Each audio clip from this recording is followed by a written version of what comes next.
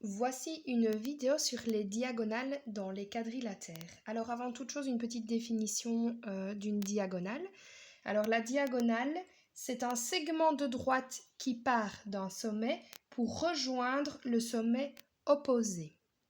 Alors on va commencer ici dans le trapèze. Tout d'abord, on va tracer la première diagonale qui va partir du sommet A pour rejoindre le point C. Voilà. Et puis, une deuxième diagonale qui va partir du point B pour rejoindre le point D. Oups. Voilà, j'ai donc deux diagonales dans le trapèze. Alors, ensuite, c'est important de vérifier les caractéristiques des diagonales. Première caractéristique, sont-elles perpendiculaires? Ici, on le voit déjà à l'œil nu que non, mais on vérifie tout de même. Sont-elles de même mesure? On va donc vérifier. Ici, elle mesure 5 cm et celle-ci fait 6,4. Non, elles ne sont donc pas de même mesure. Et se coupent-elles en leur milieu? Qu'est-ce que ça veut dire? Je mesure la première diagonale. Hop, elle se croise ici. De ce côté-là, j'ai 3,2 cm. De ce côté-ci, j'ai 1 cm,8 cm. Donc non, elles ne se coupent pas en leur milieu. Ensuite, on passe au parallélogramme. Même chose, on va tracer les diagonales. Alors, première diagonale, on va partir du point E pour rejoindre le point G. Voilà. Deuxième diagonale, on part du point F pour rejoindre le point H. On vérifie les trois caractéristiques. Sont-elles perpendiculaires? Même chose à l'œil nu, on le voit bien, non. Sont-elles de même mesure? On vérifie tout de même, mais on voit bien également que ce n'est pas le cas. Celle-ci fait 9 cm et celle-ci en fait 4,6. Donc elles ne sont pas de même mesure. Maintenant, on vérifie si elles se coupent en leur milieu. Je positionne donc mon 0 sur l'intersection des deux diagonales. Voilà. Ici, j'ai 2 cm,2 cm. Ici, j'ai 2 cm,2 cm. Ah! Je vérifie ensuite l'autre diagonale. Je positionne mon 0 au point d'intersection.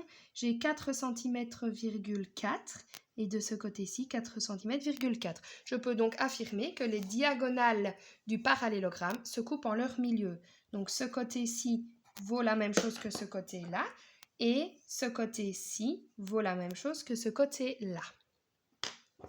Hop, on va mettre deux petites barres ici, comme ça, on voit bien que si je mets une barre ici et deux ici, ce côté-là n'est pas égal à celui-là, on est bien d'accord. Ce sont ces deux-là qui ont la même longueur et ces deux-ci qui ont la même longueur, en partant toujours du point d'intersection.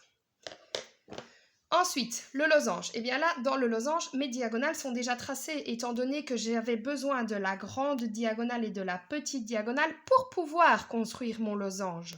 D'accord?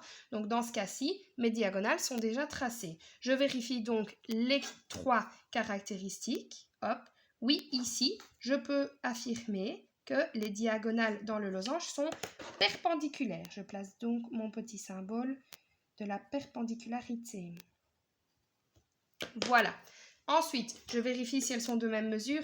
Non, je me doute bien, étant donné qu'on appelle celle-ci la grande diagonale qui fait 5 cm et que celle-ci s'appelle la petite diagonale et qu'elle mesure 3 cm. Donc ici, elles ne sont pas de même mesure, d'accord? Se coupent-elles en leur milieu? À l'œil nu, on voit déjà que oui, que c'est le cas. J'ai 2 cm et demi ici et 2 cm et demi là. Donc ces deux côtés-ci valent la même chose. Je vérifie de l'autre côté. J'ai 1 cm et demi ici et 1 cm là. Ces deux côtés-ci, ces deux morceaux-ci, ces deux segments de droite-ci valent donc la même chose. Je passe au rectangle. Je vais donc tracer mes diagonales. Je vais donc rejoindre les deux points M et O pour tracer mon segment de droite. Et puis je trace l'autre diagonale en partant du point N jusqu'au point P, jusqu'au sommet P. Voilà, mes diagonales sont tracées. Ensuite, je vérifie les trois caractéristiques. Sont-elles perpendiculaires? Non. Sont-elles de même longueur? Bien, là, ça me semble évident que oui, étant donné que nous sommes dans un rectangle. On vérifie. 6 cm là, 6 cm ici. Donc oui, en effet, elles sont de même longueur. Et puis, je vérifie la dernière caractéristique. Se coupent-elles en leur milieu? Je pars donc du point d'intersection où je positionne mon 0. J'ai 3 cm, 3 cm. Très bien. Ces deux côtés-ci valent la même chose. Ces deux segments, pardon-ci valent la même chose. Et je mesure les suivants. Même chose, 3 cm, 3 cm. Ici, étant donné que ceci vaut 3 cm, ceci aussi, mais les deux autres segments également, je peux mettre le même symbole partout, étant donné que ce sont les mêmes mesures à chaque fois. Ensuite, je passe au carré. Comme vous vous en doutez, le carré, on dit toujours qu'il est parfait. Donc ici, je vais tracer mes diagonales.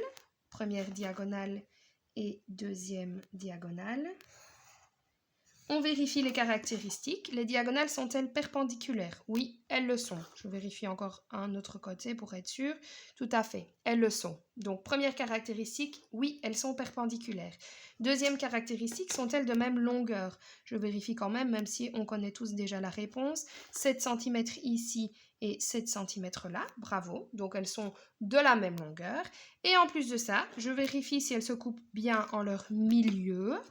Donc, hop, ici, j'ai 3 cm et demi, 3 cm et demi. Donc, ces deux portions-ci, ces deux segments ont la même longueur. Et ici, 3 cm et demi, 3 cm et demi, même chose. Et même chose que pour le rectangle, je peux me permettre de mettre le même symbole sur tous mes petits segments de droite, étant donné qu'ils ont tous la même longueur. Voilà, voilà.